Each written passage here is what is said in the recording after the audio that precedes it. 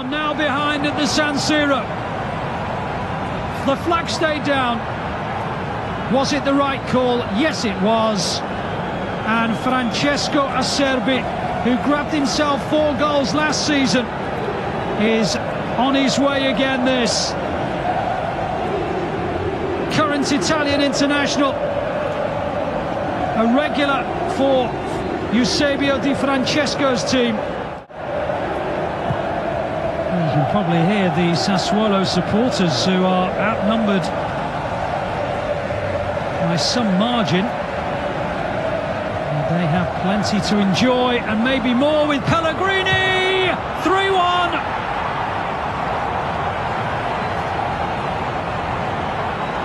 What a fabulous couple of minutes for Sassuolo. Well, no wonder he looks perplexed. There are several thousand Milanese who are feeling the same way. Pellegrini tucking it inside, getting beyond Gomez, and just guiding it out of the reach of Donnarumma. And having trailed 1-0, they now lead 3-1 and are heading for what looks like their 5th victory in 7 meetings against today's hosts. One game with every ounce of his reserves. Niang, meanwhile, tries to force his way through. Penalty! Penalty! Niang wins the kick. Yellow card for Antei. Way back into the match for AC Milan. Wow! Credit to the 21-year-old for the manner in which he bore his way through the heart of the Sassuolo defence. Oh, I don't think that's a penalty. I think there's a push and shove both ways. I think that's 6 of one, half a dozen the other. Maybe there's a little tug of the shirt. But anyway, it doesn't matter what we think. The man whose opinion does matter, Marco Guida, has given the penalty and maybe given AC Milan a route back to goal and a route back to the match that they hadn't foreseen a few minutes earlier. Carlos Bacca looking for his 6th goal of the campaign.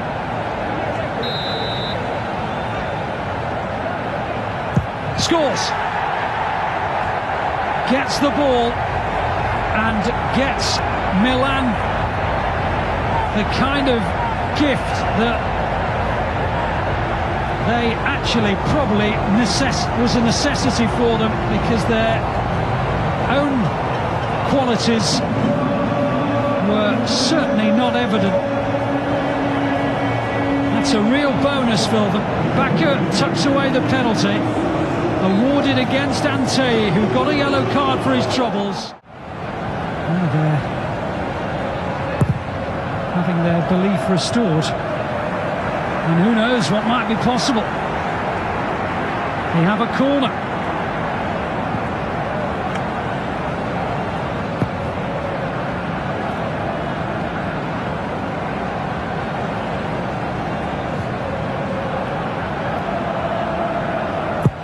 Bonaventura's delivery, just over the head of Paletta, and there's an equaliser. Unbelievable, it's Locatelli, the other substitute.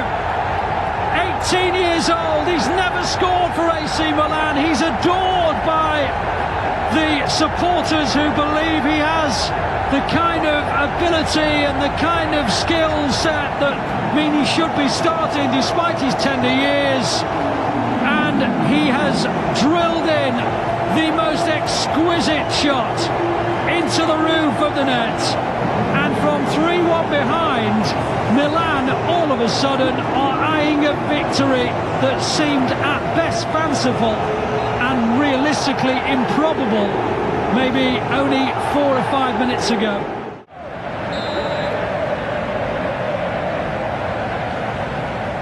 Bonaventura tipped over. Consigli makes the save underneath his own crossbar. The San Siro stadium is all of a sudden expectant, and they're going to get their goal. You could not have seen this coming. You just couldn't. And this is why we love football so much. Seemingly out of ideas, and certainly out of this match. 3-1 down and crumbling.